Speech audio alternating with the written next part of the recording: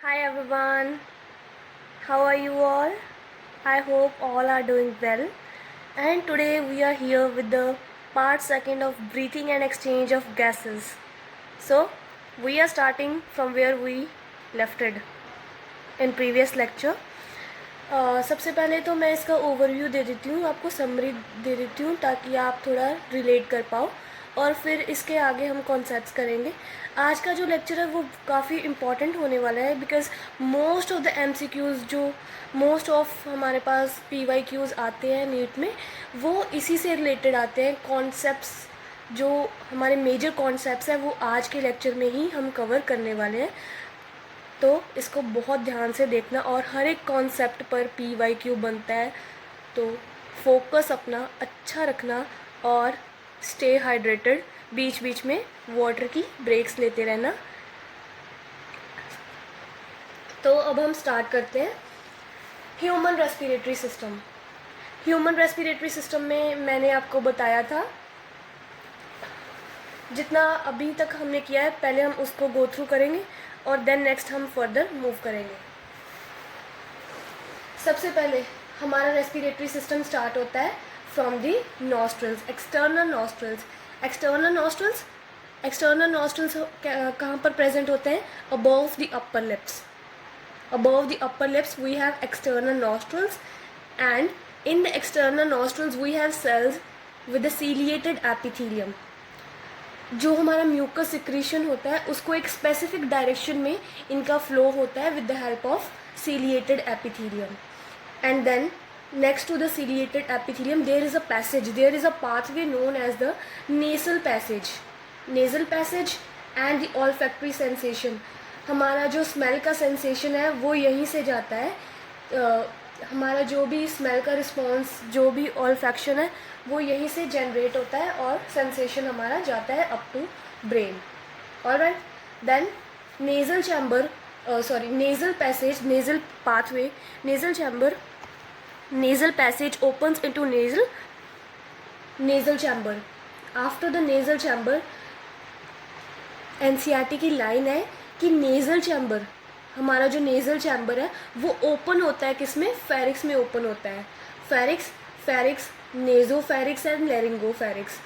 What is pharynx? Pharynx हमारे पास एक पैसेज होता है जो एयर के लिए और फूड के लिए होता है, कॉमन पैसेज होता है for the food and air. So clear with this, nasopharynx and laryngopharynx. What is pharynx? Pharynx हमारे पास एक पैसेज है for the food and air. Alright, then next is larynx. Larynx हमारे पास होता है वॉइस बॉक्स. लैरिक्स को हम वॉइस बॉक्स बोलते हैं बिकॉज लैरिक्स की वजह से ही साउंड प्रोडक्शन होता है.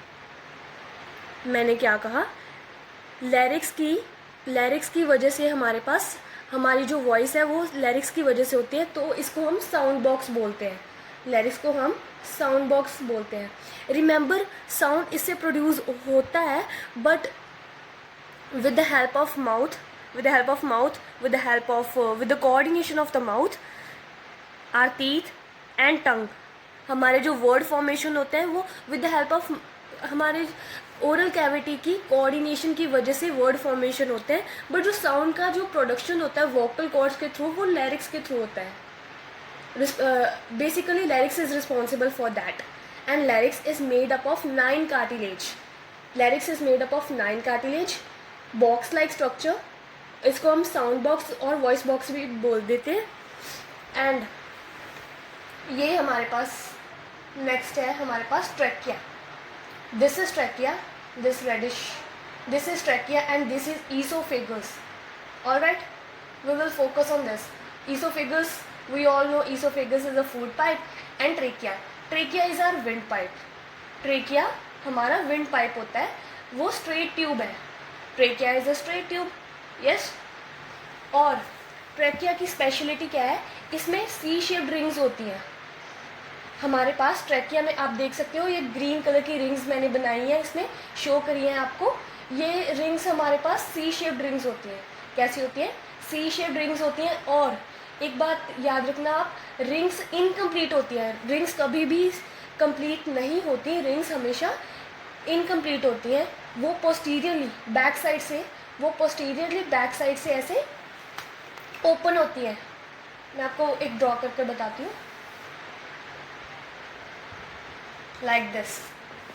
वो पीछे से पोस्टीरियरली जॉइन नहीं होती, वो आगे से तो कंप्लीट दिखती हैं, पीछे से वो जॉइन नहीं होती, पीछे से ओपन होती हैं, रिंग्स इनकम्प्लीट होती हैं। और कहाँ से इनकम्प्लीट होती हैं? पोस्टीरियरली, पोस्टीरियर साइड से इनकम्प्लीट होती हैं। और ट्रैकिया के बारे में एक और बात बताऊँ, कार्टिलेजेस जो इसमें सी शेप्ड रिंग्स के कार्टिलेज है वो हाइलिन कार्टिलेज के बने होते हैं। Hyaline cartilage is a type of cartilage. Oh, मैंने आपको एक बात मिस कर दी, वो हमारे पास ट्रेकिया के ऊपर ना, मैंने आपको उस दिन भी बताया था, ऐसे डेमोन्स्ट्रेट किया था, अगर आपको याद हो। फॉर एग्जांपल ये हमारे पास ट्रैकिया है, ट्रैकिया है ये हमारे पास, और इतना पोर्शन हमारे पास है एपिग्लॉटिस का। ये full portion, reddish portion, this reddish portion is glottis. So this portion is glottis. This cap-like structure is epiglottis. तो मैंने क्या बोला, दिस इज ट्रैकिया, ट्रैकिया के ऊपर हमारे पास है ग्लॉटिस, और ग्लॉटिस के ऊपर एक फ्लैप लाइक स्ट्रक्चर है जिसको हम बोलते हैं epiglottis. So this cap like structure is epiglottis. Basically वो मैंने आपको डेमोन्स्ट्रेट कर बताया है। वैसे हमारे पास ये फ्लैप लाइक नहीं होता, this is just a flap like structure, and this is made up of elastic cartilaginous, thin cartilaginous and made up of elastic cartilage. All right, then trachea का जो मेन हमारे पास पर्पस है, जो function है हमारे पास, prevents the collapse of trachea. वो trachea को कोलैप्स नहीं होने देता। सॉरी, जो कार्टिलेजिनस रिंग्स है हमारे पास ट्रेकिया के सराउंड, जो हमारे पास कार्टिलेजिनस सी शेप रिंग्स है, उनका पर्पस ये है, there is pressure gradient, because of the pressure gradient हमारे पास प्रेशर डिफरेंस होता है एयर में। जो हमारे एटमॉस्फेरिक एयर है उनका प्रेशर डिफरेंट होता है, और जो हमारे नेजल पैसेज में एयर होता है उसका प्रेशर डिफरेंट होता है। तो इस इन डिफरेंट प्रेशर्स की वजह से वो ट्रैकिया हमारा कोलैप्स ना हो जाए, तो इसलिए हमारे पास ये रिंग्स प्रेजेंट होती हैं, सो दैट इसका फ्रेमवर्क बिल्कुल ऐसा ही रहे। और एक बात और, इसमें जो हमारे पास PYQ बनता है वो ये है जो कि मोस्ट प्रीवियसली बहुत बार एग्जाम में आया है अभी, mid thoracic cavity, trachea at the mid thoracic cavity divides into primary bronchi. Alright, for example this is trachea, a straight tube trachea, and it will divide at a mid thoracic cavity at 5th thoracic vertebrae. Alright, trachea is a straight tube at the mid thoracic cavity. thoracic cavity के middle में होता है, और divide कहाँ पर करता है? Divide करता है 2 ब्रांचेस में, जिनको हम प्राइमरी ब्रोंकाई बोलते हैं, 5th thoracic vertebrae पर। Primary bronchi into left and right lung. Alright,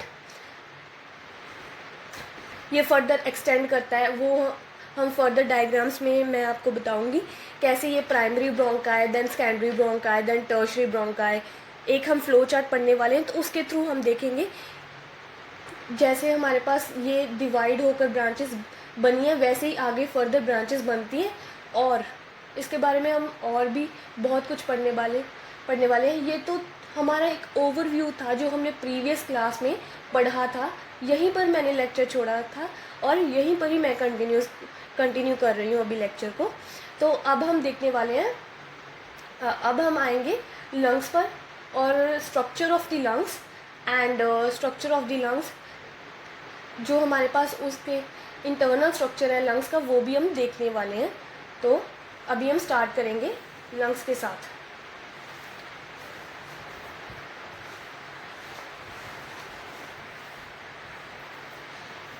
Students, I will visualize it with the help of diagram. So I will make diagram over here. Look the structure of the lungs.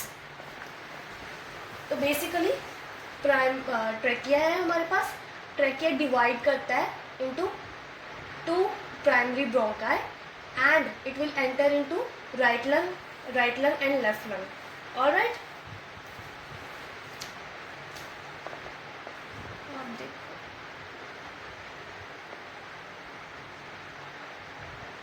C shaped rings, ये हमारे पास क्या है, C shaped rings है trachea में, और primary bronchi में भी हमारे पास सी शेप्ड रिंग्स प्रेजेंट है, और सेकेंडरी में भी सी शेप्ड रिंग्स प्रेजेंट है. ऑलराइट, मैं सभी में नहीं बनाऊंगी तो आप देख लेना. प्राइमरी में प्रेजेंट है, सेकेंडरी में प्रेजेंट है, टर्शरी में भी प्रेजेंट है, इनिशियल ब्रोंक्यूल्स में भी प्रेजेंट है, रेस्पिरेटरी ब्रोंक्यूल्स में भी प्रेजेंट है, और further they will and up in the alveoli.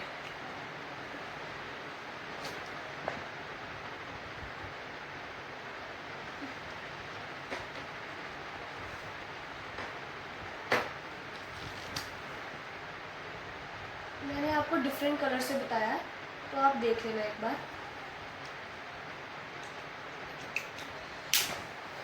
मैंने क्या बताया, ट्रेकिया है हमारे पास, दो ब्रांचेस में फर्दर डिवाइड करता है. प्राइमरी ब्रोंकाई फर्दर ब्रांचेस में डिवाइड करता है जिनको हम बोलते हैं सेकेंडरी ब्रोंकाई फर्दर जब डिवाइड करता है तो उसको हम बोलते हैं टर्शरी ब्रोंकाई फर्दर ब्रांचेस में डिवाइड करता है तो उसको हम क्या बोलते हैं, इनिशियल ब्रोंक्यूल के बाद हमारे पास होते हैं respiratory bronchioles. Then after that they will end in irregular walled structure alveoli. Alright, हमारे पास जो सी शेप्ड रिंग्स होती हैं, ये थोड़ा सा मिस्टेक हो गया है हमारे यहाँ पर, अभी हम देखते हैं. कुछ गलत नहीं बताया जिसे मैं बताता हूँ.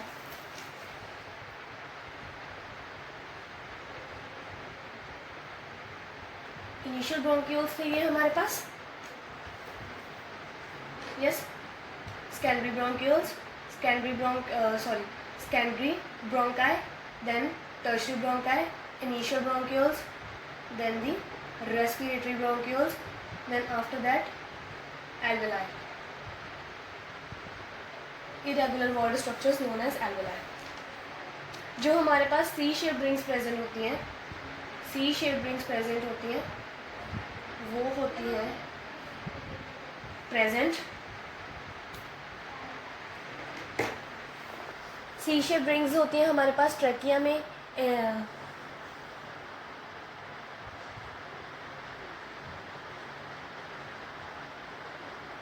प्राइमरी ब्रोंकाई में,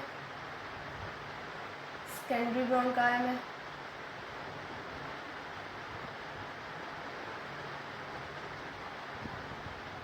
टर्शरी ब्रोंकाई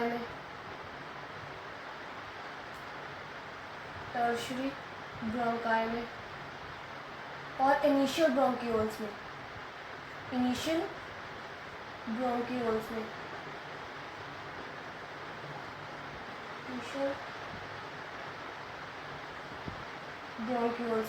प्रेजेंट होती हैं.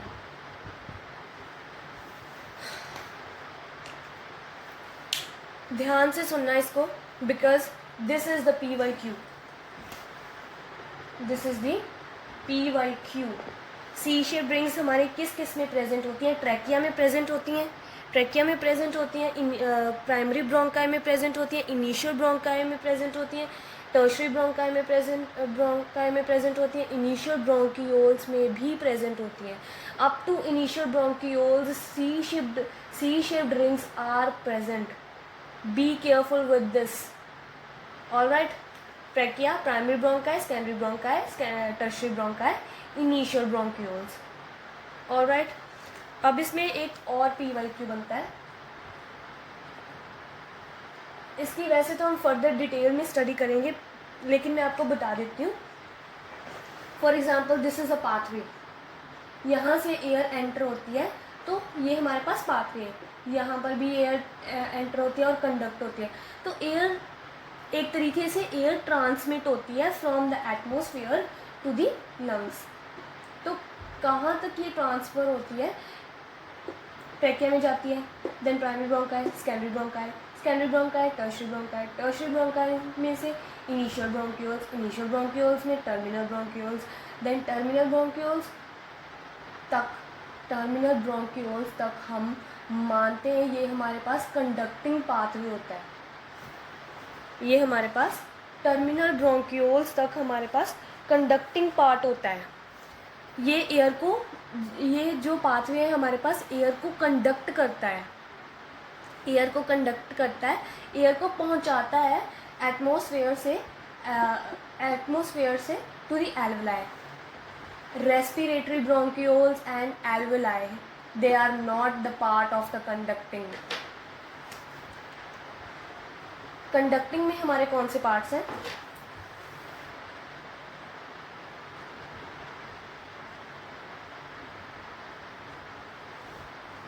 कंडक्टिंग में हमारे पास पार्ट्स हैं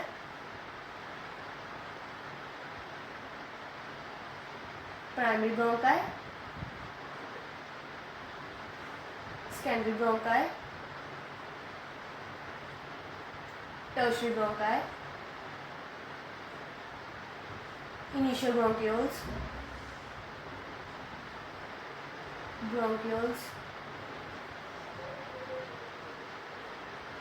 and terminal bronchioles.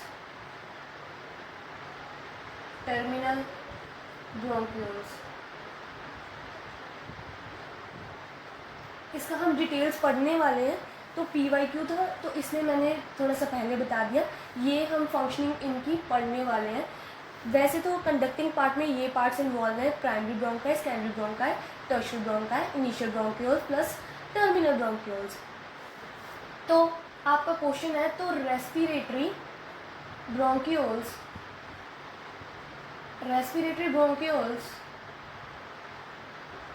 Plus alveoli, तो आपका ये क्वेश्चन अराइज होता है, तो रेस्पिरेटरी ब्रोंक्यूल्स और एल्वेलाई इनका क्या पर्पस है? तो ये एक्सचेंज पार्ट में आते हैं। क्या था हमारे चैप्टर का नाम? Breathing.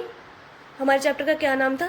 Breathing and exchange of gases. तो एक्सचेंज पार्ट में ये इनका रोल प्ले होता है, एक्सचेंज पार्ट में रेस्पिरेटरी ब्रोंक्यूल्स का एंड एल्वेलाई का। आपको इसका ध्यान रखना है।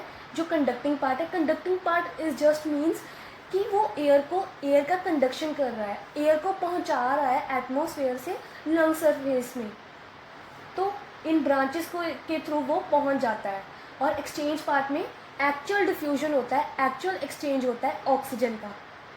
ऑलराइट, एक्सचेंज पार्ट में एक्चुअल डिफ्यूजन होता है ऑक्सीजन का एल्वेलाई के अंदर। और रेस्पिरेटरी ब्रोंक्यूल्स और alveoli are the part of the exchange. Are you clear with this? तो ये आपको अभी क्लियर हो गया। सी शेप रिंग्स किस में प्रेजेंट है?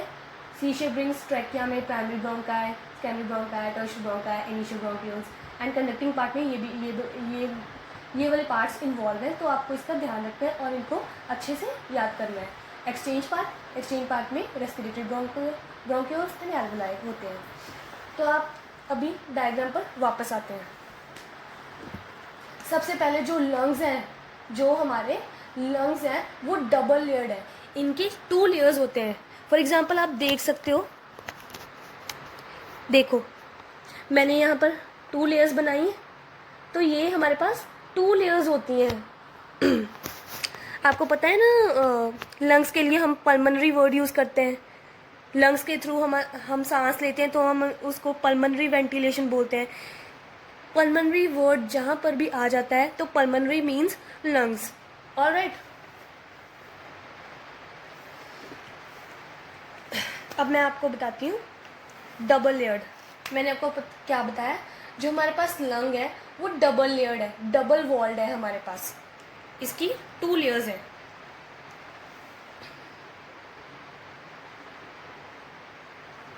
ये है, इसका नेम है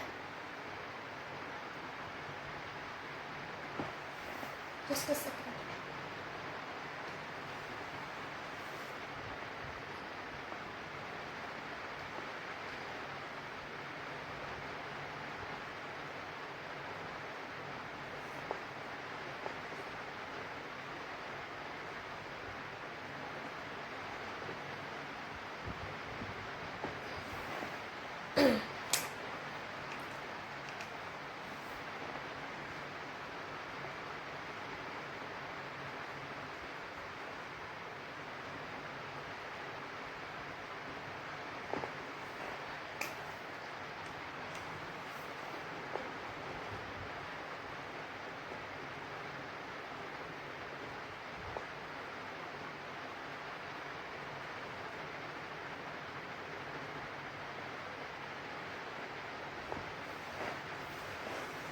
अभी देखो, आप ध्यान से देखना, मैंने आपको बताया लंग हमारे पास डबल वॉल्ड होता है, 2 वॉल्स होती हैं, इसमें 2 लाइनिंग्स होती हैं, थिक होती है लाइनिंग्स। एंड जो बाहर वाली साइड में हमारे पास वॉल है उसको हम बोलते हैं पेराइटल और आउटर प्लूरा। ऑलराइट, ये इस लाइनिंग का नेम है। जो आउटर वॉल है हमारे पास, जो हमारे पास आउटर मोस्ट वॉल है, हम उसको आउटर प्लूरा भी बोल देते हैं और पेराइटल प्लूरा भी बोल देते हैं। और जो हमारे पास इनर सरफेस में ये जो लाइनिंग है हमारे पास, उसको हम बोलते हैं, इस वॉल को हम क्या बोलते हैं, विसरल प्लूरा और इनर प्लूरा। टू नेम्स है जो आपको रिमेंबर करने हैं। सबसे पहले आउटर मोस्ट में हमारे पास आउटर मोस्ट प्लूरा भी बोल सकते हैं और पेराइटल प्लूरा भी हम बोल सकते हैं, इसको प्रोनाउंस कर सकते हैं। और इनर सरफेस में इनर प्लूरा और विसरल प्लूरा यू कैन से। ऑलराइट, तो ये हो गया हमारे पास डबल लेयर्ड होती है। पहली वॉल है हमारे पास आउटर और ये है हमारे पास इनर सरफेस में। ऑलराइट, तो आपको इसमें हमने जो रिमेंबर रखना है तो वो क्या है, this is the parietal, this is at the outer surface. अब आप ध्यान से ये बात सोचो कि आउटर सरफेस के बाहर हमें क्या मिलता है, तो इसके बाहर तो हमारे पास रिब केज है, am I right? तो इसके बाहर तो हमारे पास क्या है, रिब केज है, तो थोरेसिक कैविटी है। बेसिकली हम ये बोल सकते हैं parietal pleura is near to the thoracic cavity. Alright, and this is inner plura is actually the lining of the lung surface, and lung surface वो होता क्या है, actually it is an organ, lung is an organ। तो जो विसरा word हमारे पास होता है तो वो ऑर्गन से रिलेटेड होता है। सो हम इसको, इनकी डिटेल्स को एनसीईआरटी में एक बार रीड आउट करेंगे। और इसके बीच में 2 वॉल्स है हमारे पास, 2 वॉल्स हैं, तो 2 वॉल्स के बीच में हमारे पास एक फ्लूइड होता है, एक लिक्विड होता है, प्लूरल फ्लूइड। तो प्लूरल फ्लूइड हमारे पास प्रेजेंट होता है। प्लूरल फ्लूइड में होता क्या है, ये फ्रिक्शन को रिड्यूस करता है। इसका पर्पस क्या है, फ्रिक्शन को रिड्यूस करना as the main function, friction reduce करना तो इसका फंक्शन है। और क्या कर सकता है आप बताओ, इसमें प्लूरल फ्लूइड है तो फ्रिक्शन तो रिड्यूस करेगा, और इसके अलावा ये एज अ शॉक एब्जॉर्बर भी काम करता है। ऑलराइट, लंग के सरफेस को प्रोटेक्ट करता है, एज अ शॉक एब्जॉर्बर काम करता है, और फ्रिक्शन को रिड्यूस करता है, बिकॉज फ्लूइड इज इनसाइड ना, दैट्स वाई। अब आप एक बात और रिमेंबर याद रखना, ये हमारे पास राइट लंग है, ये है हमारी लेफ्ट लंग। ऑलराइट, इसमें फिशर्स प्रेजेंट होते हैं।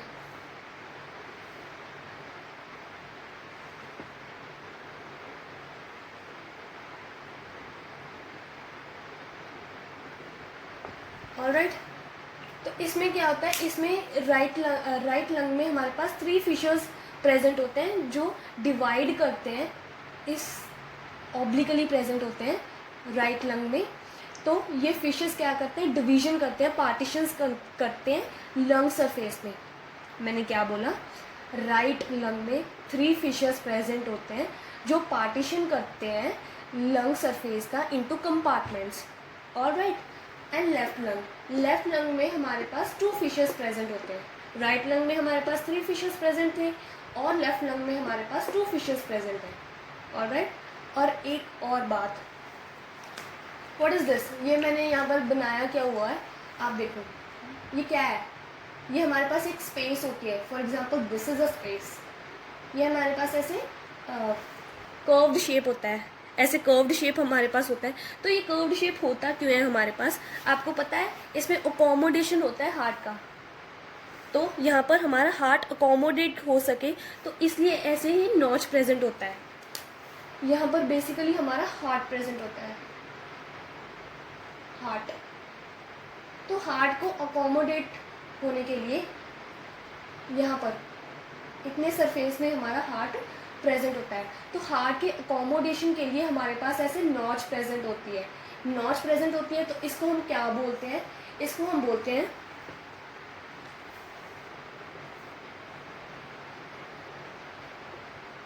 Cardiac notch.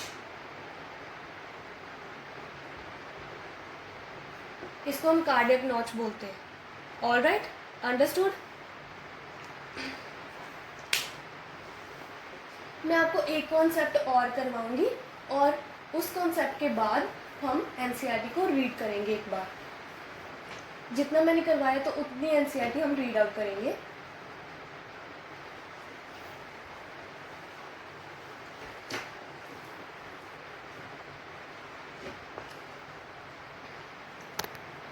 एक बार आप ब्रेक ले लो और पानी P low.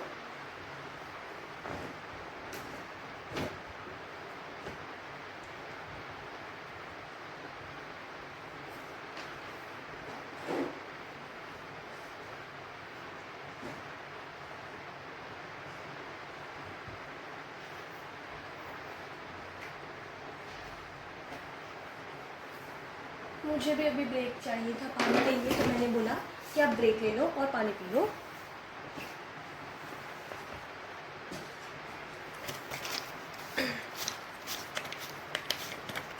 Cheers to water.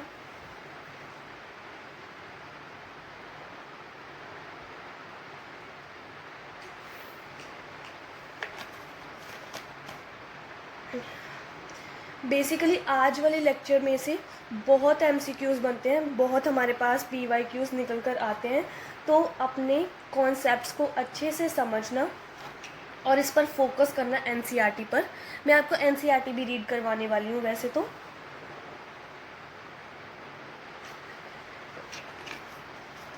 NCERT को आपको बार बार रीड करना होगा, तभी आप अच्छे से रिमेंबर कर पाओगे। तो मैं आपको क्या कॉन्सेप्ट बता रही थी,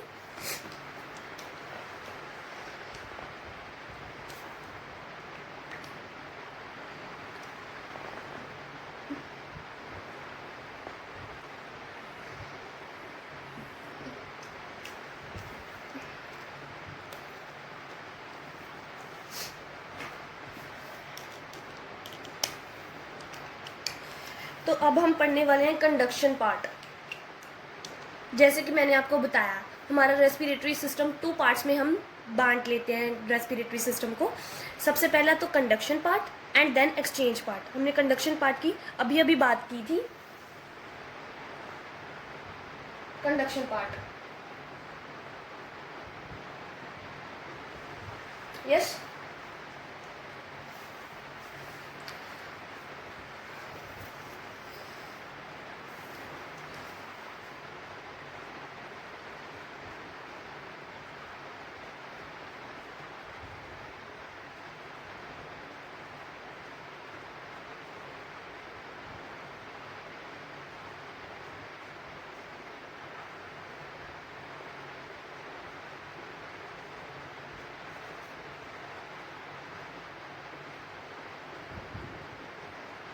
जैसा कि मैंने आपको बताया था, कंडक्शन पार्ट में हमारे पास एयर कंडक्ट होती है, एटमॉस्फेयर से लंग सरफेस की तरफ एयर जाती है। तो कंडक्शन पार्ट कितना है, कंडक्शन पार्ट में हमारा कितना हिस्सा आता है, एक्सटर्नल नॉस्ट्रिल्स। एक्सटर्नल नॉस्ट्रिल से स्टार्ट होकर up to initial bronchioles, initial bronchioles तक हम कंसीडर करते हैं, ये हमारे कंडक्शन पार्ट में आते हैं। ऑलराइट, ये मैंने यहाँ पर आपको जस्ट फॉर द विजुअलाइजेशन मैंने आपको यहाँ पर ड्रॉ करा है। तो कंडक्शन पार्ट के अब हम पढ़ने वाले हैं फंक्शंस। तो होता क्या है, ये हमारे नोज़ में नॉस्ट्रिल्स, हमारे एक्सटर्नल नॉस्ट्रिल्स में कॉनकी प्रेजेंट होते हैं, कॉनकी प्रेजेंट होते हैं। तो जैसे ही विंड हमारे नॉस्ट्रिल्स में एंटर करती है तो वो ऐसे जाती है, ऐसे जाती है, ऐसे। This is the pathway.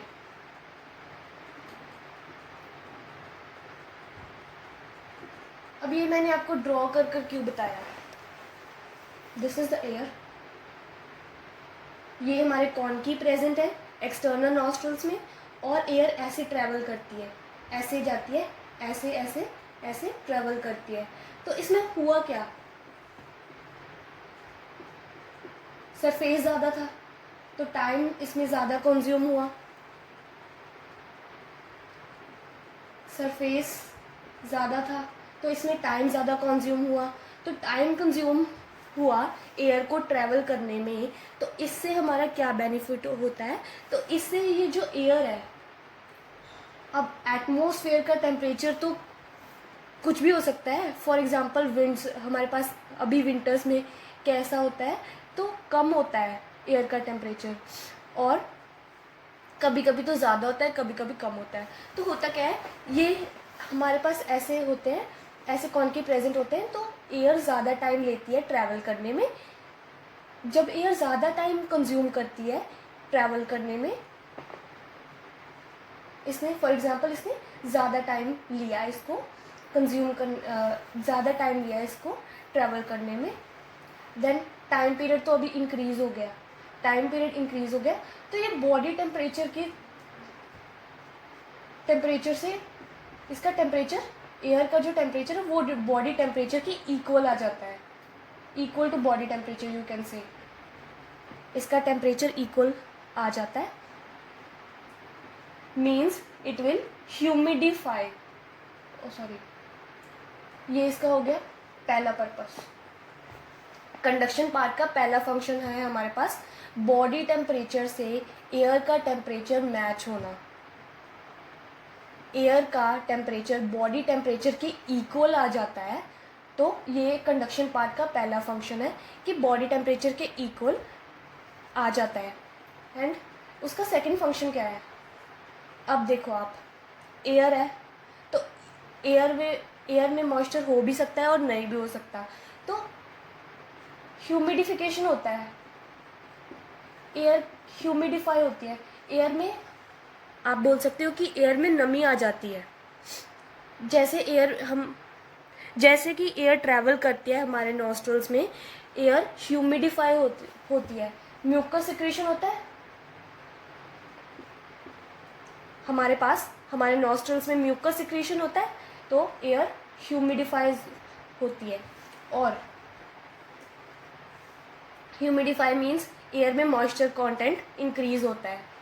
Mucus का तो सभी को पता होगा कि हमारे नोज़ में म्यूकस ग्लैंड्स होते हैं और म्यूकस का सिक्रीशन होता है। ऑलराइट, तो पहला फंक्शन क्या था, बॉडी टेम्परेचर के इक्वल एयर का टेम्परेचर हो जाता है, जो भी नेसेसरी भी है, बिकॉज हमारी बॉडी का टेम्परेचर तो 37 डिग्री सेल्सियस है और हमें नहीं पता कि एयर का टेम्परेचर क्या है। तो with the passage of time जो हमारा ज़्यादा टाइम कंज्यूम होता है, तो इससे वो बॉडी टेम्परेचर से मैच करने लगता है एयर का टेम्परेचर। ह्यूमिडिफिकेशन होता है, म्यूकस सिक्रेशन होता है। तो आपको पता है हमारे एक्सटर्नल नॉस्ट्रल्स में हेयर्स प्रेजेंट है, सभी के एक्सटर्नल नॉस्ट्रल्स में हेयर्स प्रेजेंट होते हैं। तो हेयर्स का पर्पस क्या है, what is the purpose of having hairs? External nostrils में हेयर्स प्रेजेंट होते हैं to trap the dust particles. Mucus का और हेयर्स का ये दोनों का फंक्शन है कि वो ट्रैप करता है डस्ट पार्टिकल्स को,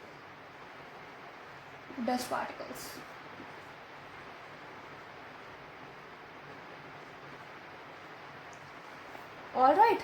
तो डस्ट पार्टिकल्स का ट्रैप होता है हेयर्स में और म्यूकस में, ताकि वो हमारे रेस्पिरेटरी पैसेज में अंदर ना जा सके। तो इसका वो फर्दर ट्रैप हो जाते हैं इन द हेयर्स में स्टक हो जाते हैं और म्यूकस में भी स्टक हो सकते हैं। तो इसका मेन पर्पस क्या हुआ, कंडक्शन में हमारे पास हमारी एयर का temperature equal to the temperature of body के आ जाता है, ह्यूमिडिफिकेशन हो जाता है with the help of mucus, hairs की हेल्प से और म्यूकस की हेल्प से उसमें डस्ट पार्टिकल्स भी ट्रैप हो जाते हैं। तो डस्ट पार्टिकल्स का ट्रैप हो गया, फॉर एग्जाम्पल डस्ट पार्टिकल्स हमारे ट्रैप हो गए, तो इससे हमारा बेनिफिट क्या हुआ, हमारी जो एयर था वो प्योरीफाई हो गया, एयर की प्योरिफिकेशन हो गई है, air clean, we get clean air inside, clean air हम इनहेल कर सकते हैं। हमारे जो रेस्पिरेटरी ट्रैक में नेजल पैसेज में, नेजल चैम्बर में जो एयर जाता है वो क्लीन होकर जाता है, with the help of hairs और म्यूकस, बिकॉज डस्ट पार्टिकल्स तो पीछे ट्रैप हो जाते हैं. तो these were the functions for the conduction. Conduction के 3 मेन फंक्शंस है. बॉडी टेम्परेचर कि इक्वल टेम्परेचर आता है एयर का, ह्यूमिडिफिकेशन होता है, और डस्ट पार्टिकल्स का ट्रैप होता है जिससे कि वो एयर हमारे पास क्लीन होती है.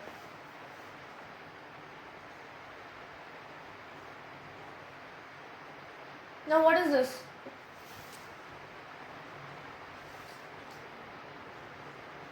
What is this?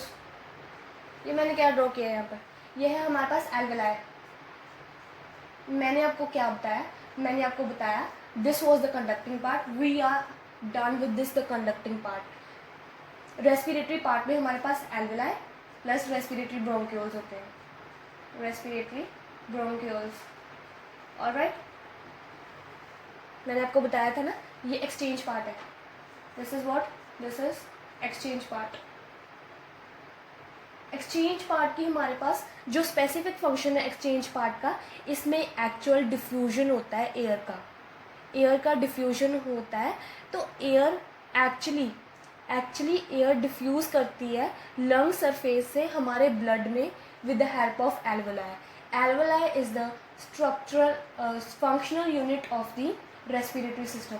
This is the functional unit of the respiratory system. Alright, alveoli.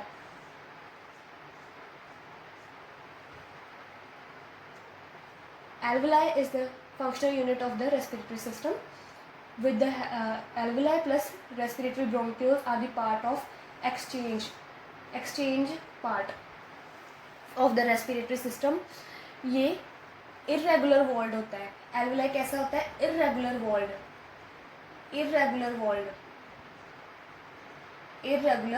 Walled. क्या क्या फीचर्स? अभी एल्वेलाई के फीचर्स देख रही थी मैं. एल्वेलाई की फीचर्स देख रही थी. तो इसमें मैंने आपको बताया एल्वेलाई इरेगुलर वॉल्ड होता है और वेस्कलराइज्ड होता है. इसमें वेसल्स होती हैं, ब्लड सप्लाई ज़्यादा होता है बेसिकली. तो इसको हम बोल सकते हैं वेस्कलराइज्ड.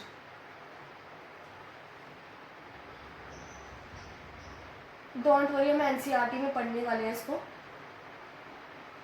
अभी तो मैं सिर्फ आपका कॉन्सेप्ट ही क्लियर कर रही हूँ. Irregular walled, vascularized. अब ये बताओ ये कैसा स्ट्रक्चर है? This is sac like structure.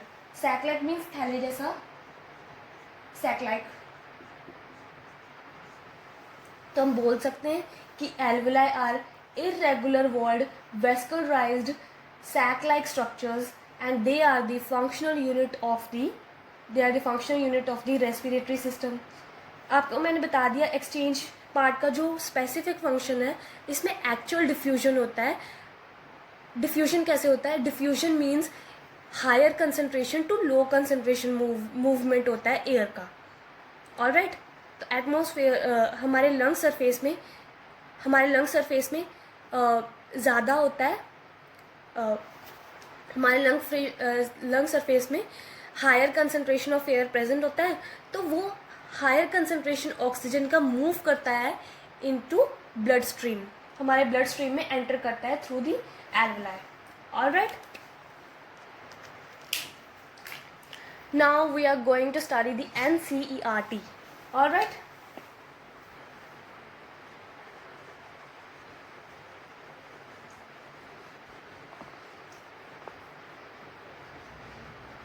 actually this is the conceptual chapter. Human physiology whole is conceptual. So इसमें टाइम कंज्यूम होता है. तो ऐसा मत सोचना कि इस लेक्चर को इतना लंबा खींचेंगे तो अगला लेक्चर भी मैं अपलोड कर दूंगी. बट इसमें इस वाले लेक्चर में तो आज कंप्लीट नहीं हो पाएगा. बट हम कोशिश करेंगे कि मैक्सिमम हम टॉपिक्स कवर कर लें. अभी एनसीईआरटी को भी साथ में कवर करने वाले हैं. तो इसमें टाइम तो कंज्यूम होता है, but patience is the key. You have to be patient. Now I am going to read the NCERT. Everybody open your NCERT.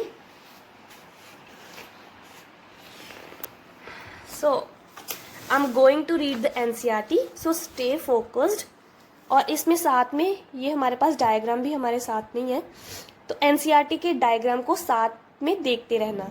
Alright, अभी देखो, we have pair of external nostrils opening out above the upper lips, external nostrils opening out above the upper lips, upper lips के ऊपर present होते हैं हमारे पास external nostrils, है ना।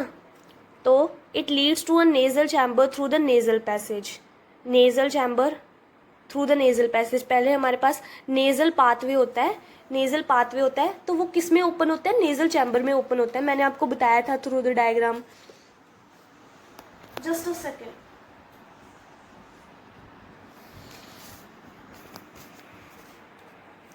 तो कहाँ थे हम, नेजल चैम्बर ओपन्स इनटू फेरिक्स। अब आपको पता है, मैंने आपको बताया था नेजल चैम्बर फर्दर ओपन होता है फेरिक्स में, pharynx, remember pharynx, common passage for food and wind, that's pharynx. Alright, nasopharynx, laryngopharynx, a portion of which is common passage for food and air. देखा, लाइन आ गई ना pharynx की। Pharynx open through the larynx, pharynx के बाद क्या आता है, larynx region into the trachea, तो ट्रैकिया में ओपन होता है, तो ट्रैकिया। लैरिक्स, लैरिक्स क्या है, larynx is cartilaginous box which help in sound production and hence called sound box, sound की प्रोडक्शन में हेल्प करता है, तो साउंड बॉक्स बोल सकते हैं इसको। अब ये जो मैंने मार्क किया है, जहाँ पर मैंने PYQ लिखा है और जहाँ पर मैंने हाईलाइट किया हुआ है, तो आप इसको देखना, this is the PYQ lines, तो इसको अच्छे से आप रिमेंबर करना।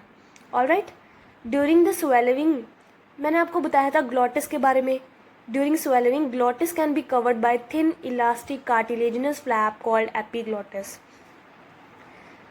हम जब स्वॉलो करते हैं तो ईसोफेगस हमारा साथ में होता है ट्रैकिया के, आपको पता है ना, ईसोफेगस मैंने आपको डायग्राम में दिखाया था।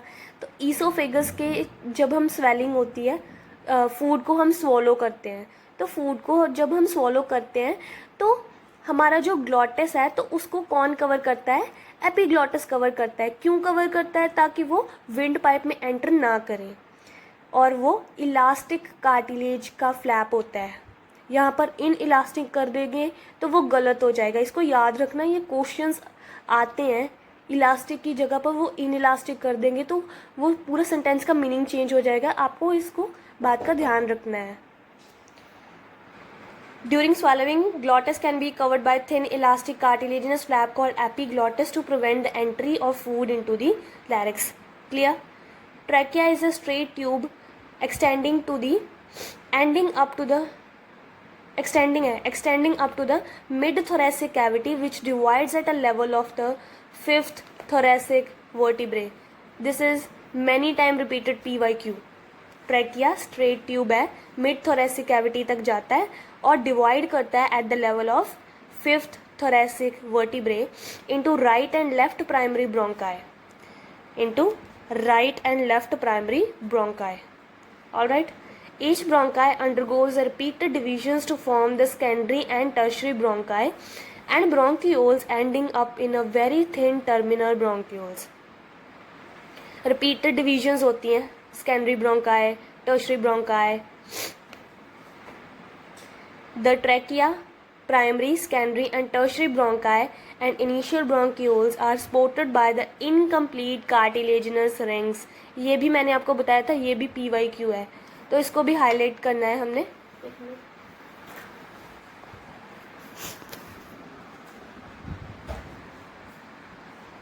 जस्ट अ सेकेंड, इसको हाईलाइट करती हूँ।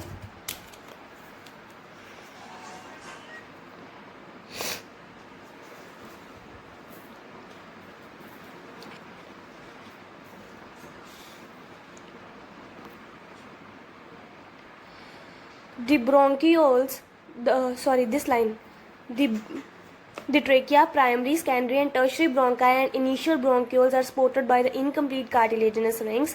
Each terminal bronchiole gave rise to a number of very thin, irregular walled, vascularized, bag-like structures called alveoli. And alveoli is the functional unit of respiratory system. Yes. The branching network of bronchi, bronchioles and alveoli comprises the lungs. We have two lungs which are covered by the double layered pleura. with double-layered pleura with the pleural fluid between them. It reduces friction on the lung surface. The outer pleural membrane is in close contact with the thoracic cavity. देखो यहाँ पर मैंने क्या लिखा है, pleural fluid reduces friction between two membranes during breathing. जैसे हम breathing करते हैं तो प्लूरल फ्लूइड फ्रिक्शन को रिड्यूस करता है. आउटर प्लूरा को हमने क्या बोला था, पेराइटल प्लूरा बोला था. और outer pleural membrane is in close contact with the thoracic cavity. मैंने आपको बताया था ना, जो आउटर वाला है तो वो किसके क्लोज कॉन्टैक्ट में होता है, थोरेसिक के क्लोज कॉन्टैक्ट में होता है. The varies inner pleural membrane is in close contact with the visceral pleura. inner pleural membrane close contact में होता है, sorry, inner pleural membrane is in close contact with the lung.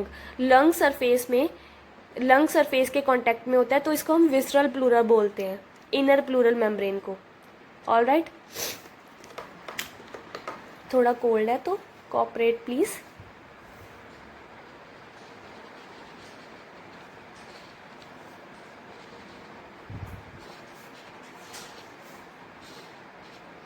मैंने आपको बताया था एक्सचेंज पार्ट के बारे में और कंडक्शन पार्ट के बारे में. तो this was the line, the part starting with external nostrils up to terminal bronchioles constitute the conducting part, varies alveoli and their ducts form the respiratory और the exchange part of the respiratory system. ये PYQ है हमारे पास. This is the PYQ.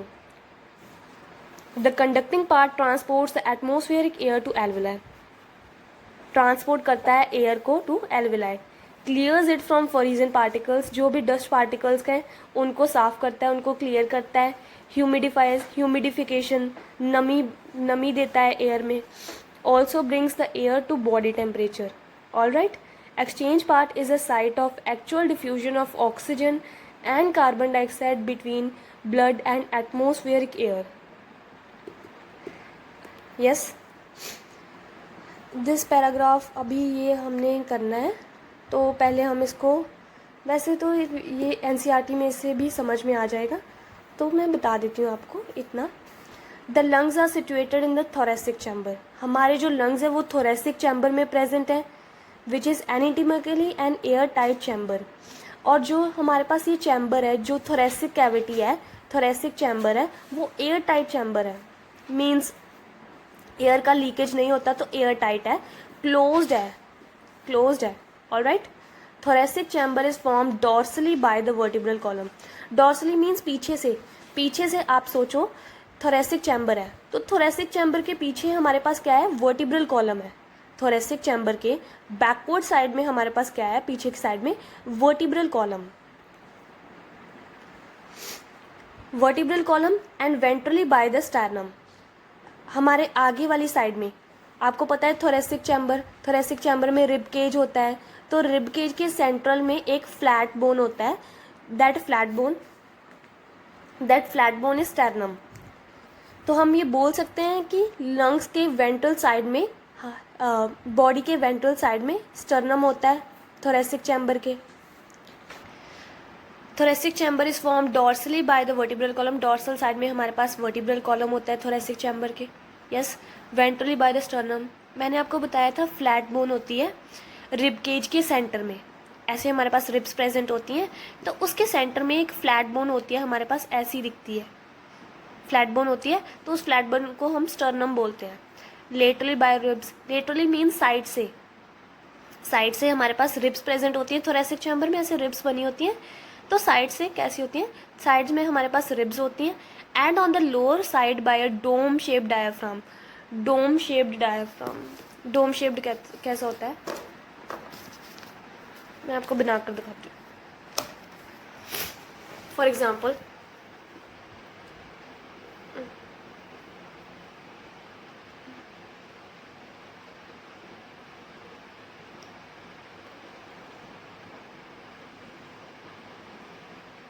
आप suppose करो this is the sternum, ये हमारे पास sternum है, तो ये हमारे पास है रिब केज.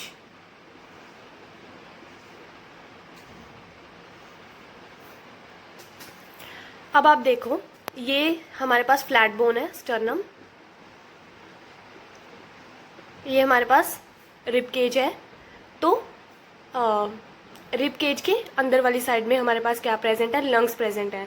तो लंग्स के डॉर्सल साइड के, इसके पीछे वाली साइड पे तो हमारे पास वर्टिब्रल कॉलम था, वर्टिब्रल कॉलम से ये कवर्ड था, और आगे वाली साइड में यानी कि वेंट्रल साइड में, आगे वाली साइड में हमारे पास वेंट्रल साइड में क्या है, स्टर्नम प्रेजेंट है।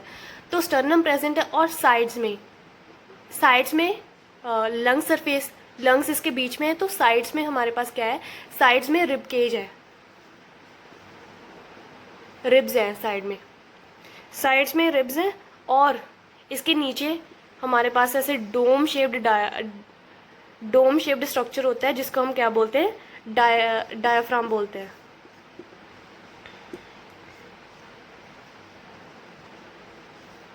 Diaphragm, dome shaped structures present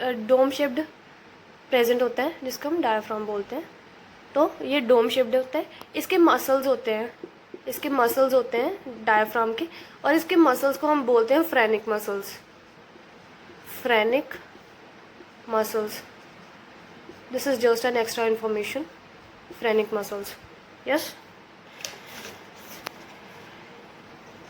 अब आप ये देखो कि this is an air tight cavity, thoracic chamber में ये हमारे पास एयर टाइट कैविटी होती है। तो एयर टाइट कैविटी होती है तो एयर का एक्सचेंज नहीं हो पाता। तो जैसे हम ब्रीथ करते हैं, जब हम ब्रीथ करते हैं तो वॉल्यूम चेंज होना चाहिए। जैसे हमारा थोरेसिक का वॉल्यूम चेंज होगा तभी, अगर थोरेसिक का वॉल्यूम चेंज होगा तो तभी हम सांस ले पाएंगे। थोरेसिक का वॉल्यूम ऐसे ही नहीं चेंज होता, लंग्स का हम डायरेक्टली वॉल्यूम चेंज नहीं कर सकते, तो लंग्स का तो हम वॉल्यूम चेंज नहीं कर सकते। तो इसमें क्या होता है, इसमें मसल्स प्रेजेंट होते हैं, इनके बीच बीच में ऐसे मसल्स प्रेजेंट होते हैं, रिब केज के बीच बीच में, रिब केज के बीच बीच में ऐसे मसल्स प्रेजेंट होते हैं जिसको हम बोलते हैं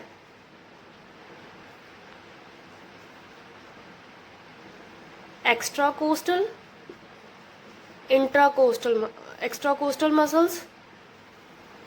टू टाइप्स के मसल होते हैं बेसिकली, एक्स्ट्राकोस्टल मसल्स एंड इंट्राकोस्टल मसल्स, दो टाइप के होते हैं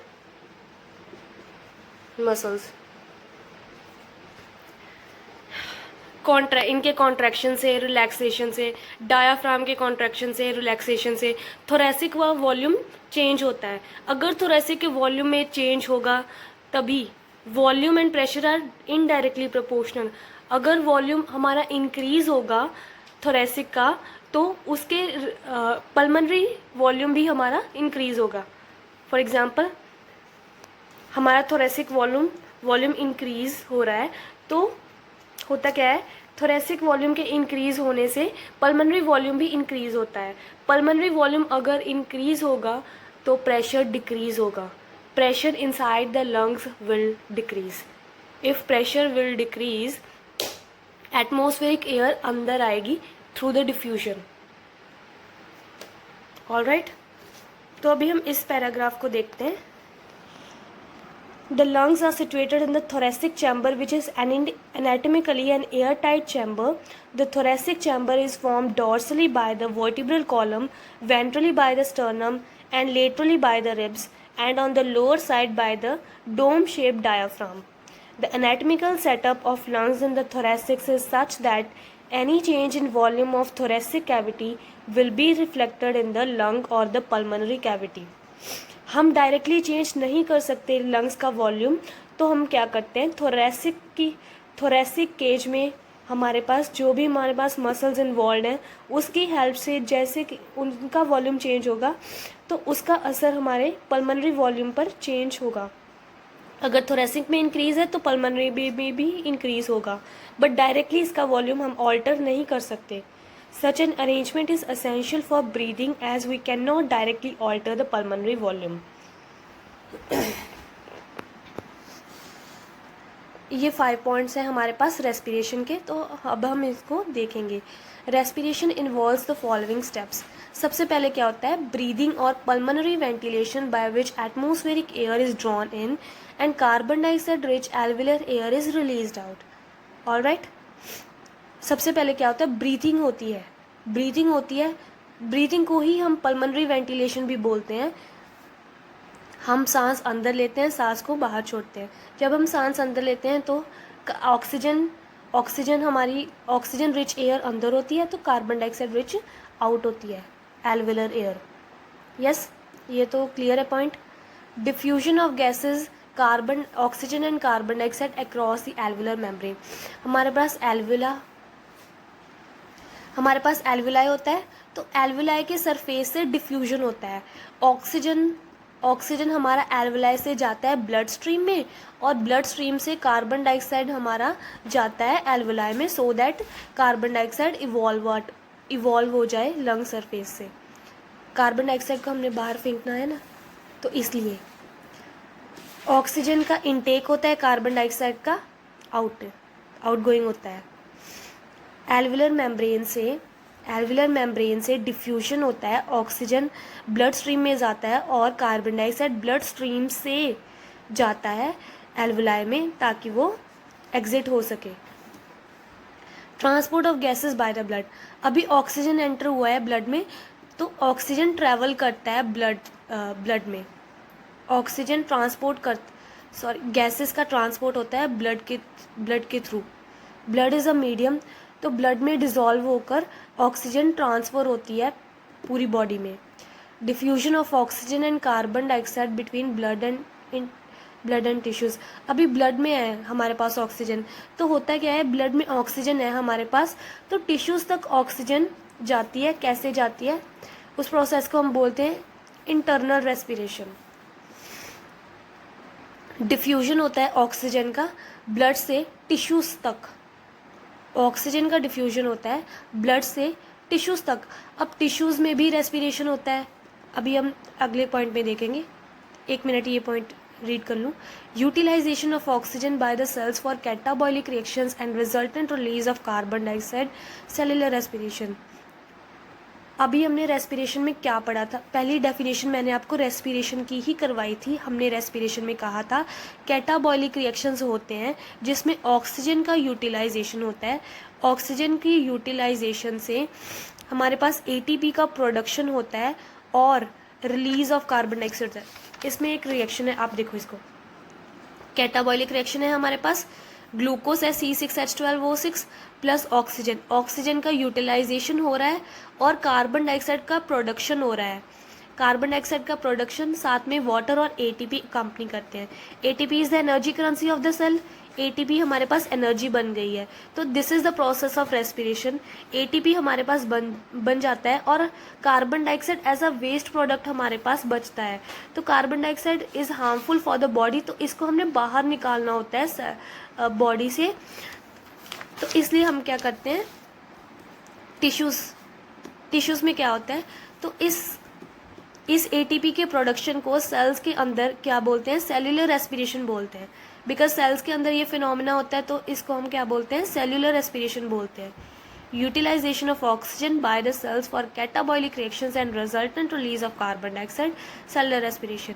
एटीपी का प्रोडक्शन होना with the help of oxygen is the cellular respiration. Alright, अभी इस पॉइंट को अगेन रीड कर लो। Diffusion of oxygen and carbon dioxide between blood and tissues. जो भी कार्बन डाइऑक्साइड इवॉल्व हो रहा है थ्रू द सेल्यूलर रेस्पिरेशन, वो टिश्यूज से ब्लड स्ट्रीम में जाता है, टिश्यू से ब्लड स्ट्रीम में जाता है, तो ब्लड स्ट्रीम से एल्वेलर मेम्ब्रेन के थ्रू वो इवॉल्व आउट होता है। ठीक है, ऑलराइट, ये बहुत इंपॉर्टेंट है, तो इसको मार्क करना, अच्छे से ध्यान से रीड आउट करना। Now this is the topic mechanism of breathing. अभी हम ये टॉपिक सिर्फ कवर करेंगे, देन नेक्स्ट लेक्चर में आपको मैं नेक्स्ट टॉपिक करवा दूंगी। अभी इसका कॉन्सेप्ट हम अच्छे से देखेंगे, इंस्पिरेशन का और एक्सपायरेशन का through the flow chart. Alright,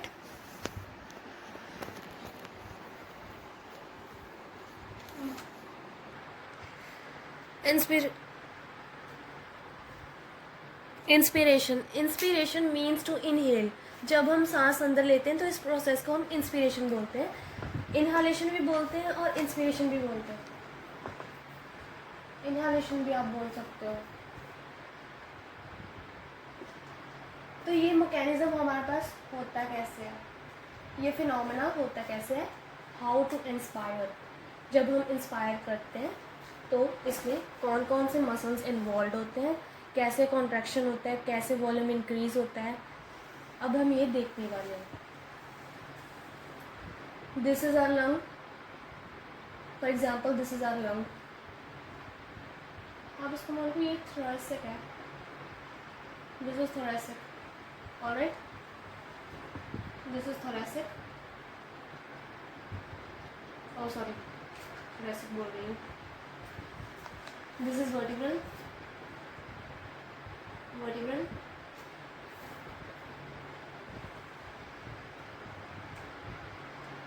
this is diaphragm,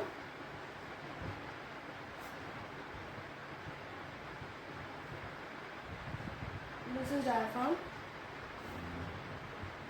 ये हमारे पास कट सेक्शंस है रिब्स के, ये ऐसे ऐसे हमने इसको शो करा है, तो ये हमारे पास कट एंड्स होते हैं रिब्स के, कटे हुए हैं, हाँ सच नहीं कटे बट एनसीईआरटी में ऐसा लिखा है, तो मैंने आपको वही बताया। रिब्स हम ऐसे रिलेटिवली शो करते हैं, शो कर रहे हैं, तो इसको हम बोलते हैं cut ends of rib, of ribs. Vertebral column, lung, cut ends of ribs, diaphragm. And the most important thing, ribs के बीच में, जैसे मैंने आपको बताया था, रिब्स के बीच में हमारे external intercostal muscles, extracostal muscles present होते हैं, मसल्स प्रेजेंट होते हैं।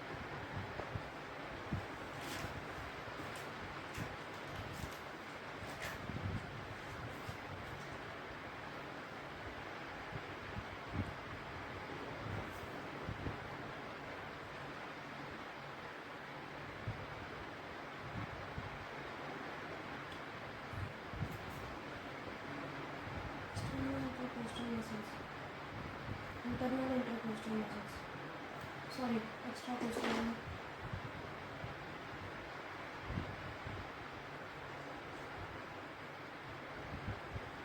इंटरकोस्टल मसल्स, ये हमारे पास मसल्स हैं।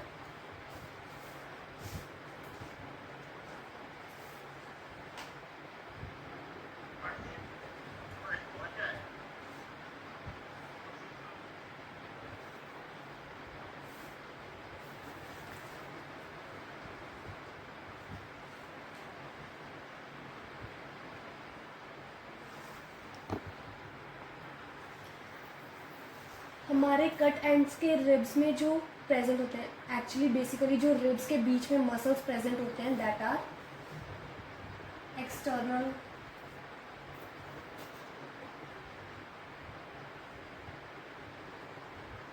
इंटरकोस्टल मसल्स, इंटरकोस्टल मसल्स, इसके बीच में एक्सटर्नल इंटरकोस्टल मसल्स प्रेजेंट होते हैं रिब्स के बीच में। मैंने आपको पिछली डायग्राम में ये शो किया था कि रिब्स के बीच में जो मसल्स प्रेजेंट होते हैं, एक्सटर्नल इंटरकोस्टल मसल्स इसमें इसके बीच में प्रेजेंट होते हैं। ऑलराइट, ये हमारा लंग सरफेस हो गया, ये हमारा डायाफ्राम हो गया, और ये वर्टिब्रल कॉलम हो गया। मैंने आपको बताया था कि डायाफ्राम की शेप क्या होती है। डायफ्राम की शेप हमारे पास होती है dome shape,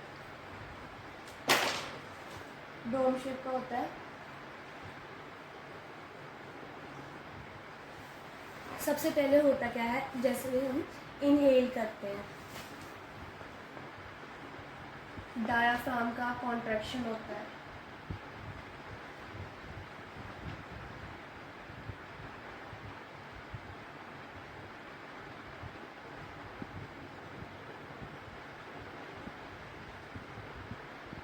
diaphragm contracts, diaphragm हमारा कॉन्ट्रैक्ट करता है। तो जैसे ही डायाफ्राम कॉन्ट्रैक्ट हुआ, डायाफ्राम मैंने आपको बताया था ये डोम शेप होता है, डायाफ्राम डोम शेप होता है।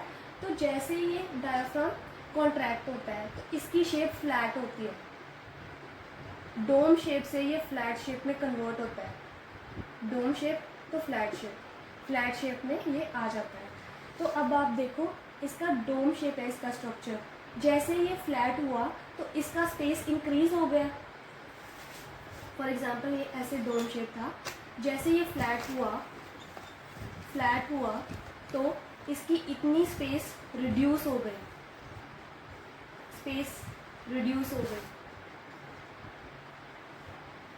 स्पेस जैसे ही वो कॉन्ट्रैक्ट होता है तो स्पेस रिड्यूस होता है, ये तो फ्लैट स्ट्रक्चर में कन्वर्ट हो गया।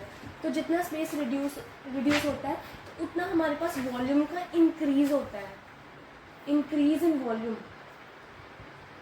डायाफ्राम की कॉन्ट्रैक्शन की वजह से क्या हुआ, डायाफ्राम डोम शेप था और डोम शेप से ये फ्लैट शेप में कन्वर्ट होता है तो इसकी इतनी स्पेस जो है वो डिक्रीज होती है, स्पेस रिड्यूस होता है।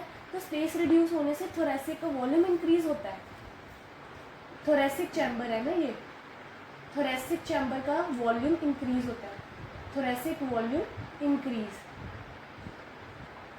अब देखो थोरैसिक वॉल्यूम तो इंक्रीज हुआ, तो थोरैसिक वॉल्यूम, इसमें आप एक बात का ध्यान रखना, थोरैसिक वॉल्यूम जैसे ही इंक्रीज होता है, थोरैसिक वॉल्यूम इंक्रीज किसमें होता है, तो ये एक छोटी सी ट्रिक है हमारे पास, डायाफ्राम, दिस इज डायाफ्राम इसकी वजह से जो इंक्रीज होता है वॉल्यूम में वो एंटीरो पोस्टीरियर एक्सिस में होता है, एंटीरो पोस्टीरियर एक्सिस में थोरैसिक वॉल्यूम इंक्रीज होता है with the help of diaphragm contract हुआ, थोरैसिक वॉल्यूम का इंक्रीज हुआ। जैसे ही थोरैसिक वॉल्यूम इंक्रीज होता है pulmonary volume also increases, lung surface का जो वॉल्यूम था वो भी हमारे पास इंक्रीज हुआ है, बिकॉज हमने देखा था एनाटॉमिकल सेटअप है, एयर टाइप सेटअप है, हम डायरेक्टली पल्मोनरी वॉल्यूम को चेंज नहीं कर सकते। तो हमने इसमें क्या होता है, थोरैसिक वॉल्यूम इंक्रीज होता है, थोरैसिक वॉल्यूम के इंक्रीज होने से पल्मोनरी वॉल्यूम इंक्रीज होता है। फर्दर पल्मोनरी वॉल्यूम जैसे ही इंक्रीज होता है तो प्रेशर डिक्रीज होता है, intrapulmonary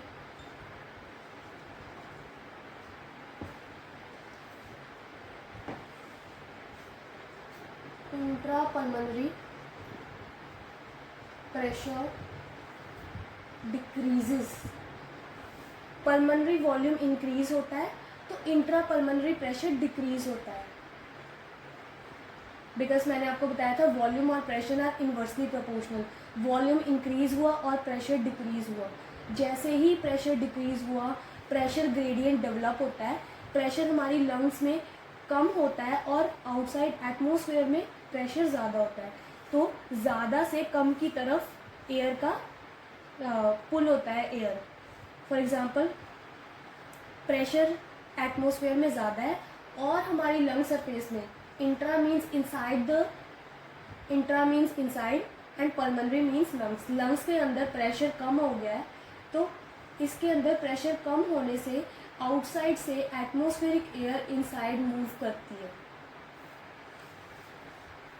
hence inhalation takes place. This is how we inspire, right? Diaphragm contracts और इसके साइड बाय इसके पैरेलल में क्या होता है, diaphragm contraction is a one way, yeah, and the second thing is diaphragm contraction तो होता है एंड उसमें क्या होता है, जो हमारे पास एक्सटर्नल इंटरकोस्टल मसल्स है वो भी कॉन्ट्रैक्ट करते हैं, एक्सटर्नल इंटरकोस्टल मसल्स है हमारे पास, intercostal muscles, external intercostal muscles वो भी कॉन्ट्रैक्शन में पार्टिसिपेट करते हैं। एज दे कॉन्ट्रैक्ट, इनके कॉन्ट्रैक्शन से डोर्सो वेंट्रल एक्सिस में, कौन सी एक्सिस में, डोर्सो वेंट्रल एक्सिस में,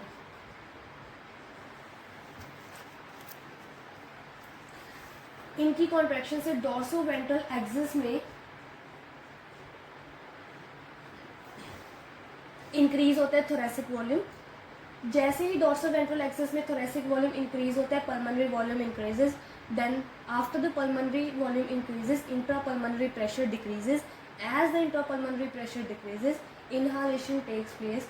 जैसे ही प्रेशर लंग्स के अंदर कम होता है तो एटमोसफेयर से रश करता है air inside our lungs. Alright,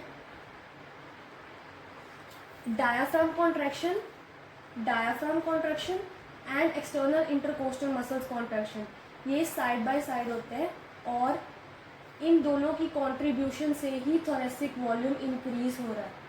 तो रिमेंबर, हमने इसमें देखा कि इंस्पिरेशन में क्या होता है, कॉन्ट्रैक्शन होता है of diaphragm and contraction of external intercostal muscles. जैसे ही एक्सटर्नल इंटरकोस्टल मसल्स और डायाफ्राम कॉन्ट्रैक्ट करते हैं, इसका शेप चेंज होता है, डोम शेप से फ्लैट शेप होता है, thoracic volume increase, intra pulmonary volume increases, intra pulmonary pressure decreases, inhalation. इस प्रोसेस में हमारे पास कॉन्ट्रैक्शन हो रहा है। Contraction is a active process. Active process means ATP का इन्वॉल्वमेंट है, इसमें एटीपी रिक्वायर्ड है। Remember, inspiration is active process because ATP is involve. We require ATP. हम एनर्जी के बिना कॉन्ट्रैक्शन नहीं परफॉर्म कर सकते, तो एटीपी इसमें इन्वॉल्व होती है। एक्टिव प्रोसेस है ये।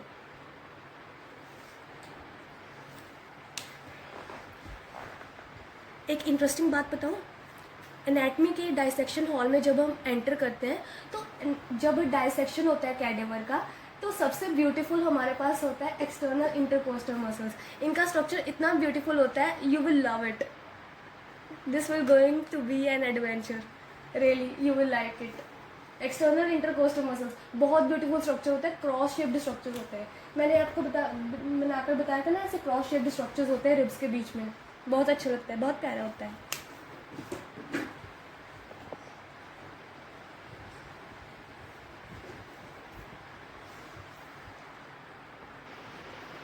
सो next process is एक्सहालेशन।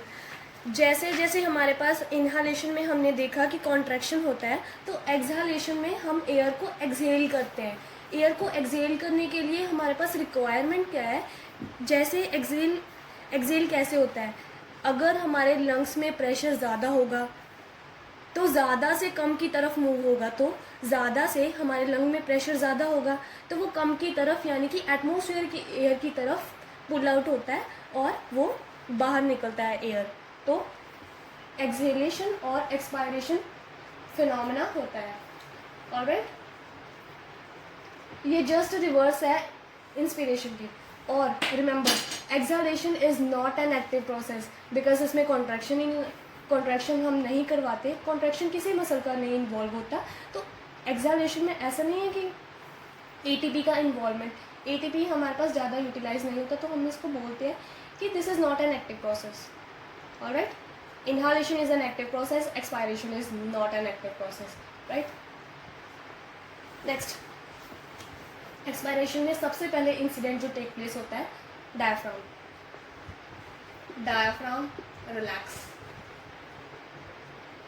Relax, again dome shaped structure,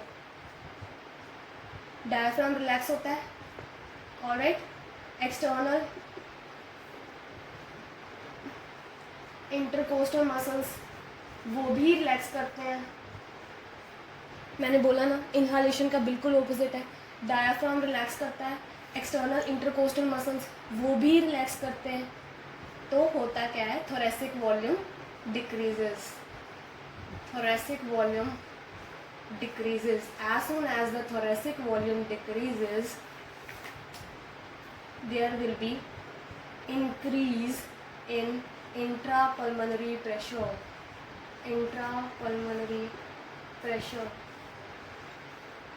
मैंने क्या बोला, thoracic volume decreases, increase in the intrapulmonary pressure. thoracic volume जैसे ही decrease होता है तो इंक्रीज होता है इंट्रापल्मोनरी प्रेशर, लंग्स के बीच में, लंग्स के इनसाइड में प्रेशर इंक्रीज होता है। प्रेशर इंक्रीज होने से वो ज़्यादा प्रेशर से कम प्रेशर की तरफ जाता है। लंग्स में ज़्यादा प्रेशर है तो लंग्स से बाहर जाता है to the atmosphere. Alright, and exhalation proceeds. This is the phenomena of exhalation, right? हुआ वाइस वर्सा है बिल्कुल इनहेलेशन के. डायफ्राम रिलैक्स हुए, external intercostal muscles they will also relax. Thoracic volume decreases, thoracic का वॉल्यूम डिक्रीज होता है. Increase in the intrapulmonary pressure, अगर volume decrease हुआ तो इंट्रापल्मोनरी प्रेशर इंक्रीज होगा. प्रेशर के इंक्रीज होने से वो higher pressure to lower pressure air का मूवमेंट होता है और हम एक्सेल करते हैं. एक और बात, exhalation is not an active process. मैंने बताया कि ये एक्टिव प्रोसेस नहीं है. फॉर एग्जांपल हम फोर्सफुल एक्सपायर कर रहे हैं, एक्सपायरेशन मतलब हम जितना हम बाहर अपने एयर को निकाल सकते हैं उससे ज़्यादा हम फोर्स से उसको बाहर निकाल रहे हैं. तो इसमें क्या होगा, हमारे एक्सटर्नल मसल्स एक्ट करते हैं. Abdominal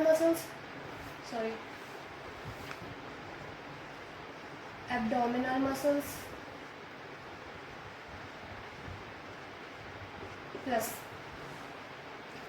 internal intercostal muscles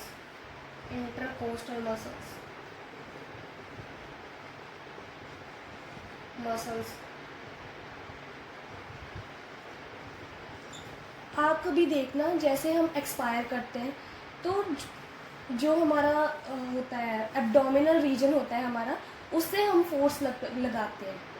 abdominal muscles act करते हैं और internal intercostal muscles also are involve. Alright, ये प्रोसेस तो होता है और साथ में abdominal muscles and intercostal muscles भी वर्क करते हैं. जैसे कि इनका कॉन्ट्रैक्शन होता है, इन मसल्स का होता है कॉन्ट्रैक्शन. मैंने बताया था कि फोर्सफुल एक्सपायरेशन में एक्सहालेशन बिल्कुल वैसे ही होता है और हमारे पास एक्सटर्नल एडिशनल मसल्स इन्वॉल्व होते हैं, abdominal muscles and internal intercostal muscles. इन दोनों का कॉन्ट्रैक्शन होता है. अब देखो, आप खुद सोचो, इसमें कॉन्ट्रैक्शन इन्वॉल्व है और अगर कॉन्ट्रैक्शन इन्वॉल्व है this means ATP is involve and if ATP is acting, ATP का रोल प्ले होता है और अगर ATP का रोल प्ले होता है तो फोर्सफुल एक्सपायरेशन के केस में हम बोलते हैं this is an active process. Remember, exhalation is not an active process but forceful expiration is an active process. Alright, now we will focus on the NCERT. इनकी NCERT मैं आपको अच्छे से रीड आउट करवाती हूँ, आप देखना. Breathing involves two stages: inspiration, during which atmospheric air is drawn in, and expiration, by which alveolar air is released out. ठीक है, इंस्पिरेशन जिसमें सांस अंदर लेते हैं, एयर अंदर ड्रॉ इन होता है, और एक्सपायरेशन बाय विच एल्वियोलाइज की एयर बाहर रिलीज आउट होती है. The movement of air into and out of the lungs is carried out by creating a pressure gradient. एक प्रेशर ग्रेडियंट डेवलप होता है, higher pressure to low pressure air का movement होता है between the lungs and atmosphere. Inspiration can occur if the pressure within the lungs intrapulmonary pressure is less than the atmospheric pressure. Inspiration can occur if the pressure within the lungs intrapulmonary pressure is less then, अगर हमारी lungs में pressure कम होगा और atmosphere में pressure ज़्यादा होगा. अगर हमारी लंग्स में प्रेशर कम होगा और एटमोसफेयर में प्रेशर ज़्यादा होगा तो एटमोसफेयर से हमारी लंग्स में एयर आएगी. Alright, there is negative pressure. हम इस फिनोमेना को, इस ब्रीथिंग मेथड को क्या बोलते हैं? Negative pressure breathing. Negative pressure, this is there is negative pressure in the lungs with respect to the atmosphere. Atmosphere के रिस्पेक्ट में हमारे लंग्स में नेगेटिव प्रेशर होता है. प्रेशर कम होता है हमारी लंग्स में, एटमोसफेयर में प्रेशर ज़्यादा होता है, तभी तो इनहेलेशन होता है, तो नेगेटिव प्रेशर है. Similarly expiration takes place when intrapulmonary pressure is higher than the atmospheric pressure. The diaphragm and a specialized set of muscles, external and internal intercostals between the ribs, helps in generation of such gradients. Inspiration is initiated by the contraction of diaphragm, which increases the volume of thoracic chamber in the anterior posterior axis. मैंने क्या आपका बोला, inspiration में contraction होता है diaphragm का, जिसकी वजह से एंटीरियर पोस्टीरियर एक्सिस में इंक्रीज होता है thoracic volume. The contraction of external intercostal muscles lifts up the rib. इसमें क्या होता है, इनकी कॉन्ट्रैक्शन से क्या होता है, रिब केज अपवर्ड मूव करता है और अपवर्ड मूव करता है और आउटवर्ड मूव करता है, अपवर्ड और आउटवर्ड मूव करता है, and increase in the volume of the thoracic chamber in the dorsoventral axis. Alright, sternum के हमारे पास क्या था, रिब्स के एक्सटर्नल इंटरकोस्टल मसल्स, जैसे कि हमारे पास एक्सटर्नल इंटरकोस्टल मसल्स का कॉन्ट्रैक्शन होता है तो डोर्सल वेंट्रल एक्सिस में thoracic chamber in the dorsoventral axis volume increase होता है. The overall increase in the thoracic volume causes a similar increase in the pulmonary volume. An increase in the pulmonary volume decreases the intrapulmonary pressure to less than the atmospheric pressure, which forces the air from outside to move into the lungs. Is that inspiration? Easy. Relaxation of the diaphragm and intercostal muscles return the diaphragm and sternum to normal positions and reduce the thoracic volume, thereby the pulmonary volume. This leads to an increase in intrapulmonary pressure to slightly above the atmospheric pressure, causing the expulsion of air from the lungs. Is that expiration? We have ability to increase the strength of inspiration and expiration with the help of additional muscles in the abdomen. देखिए, internal intercostal muscles and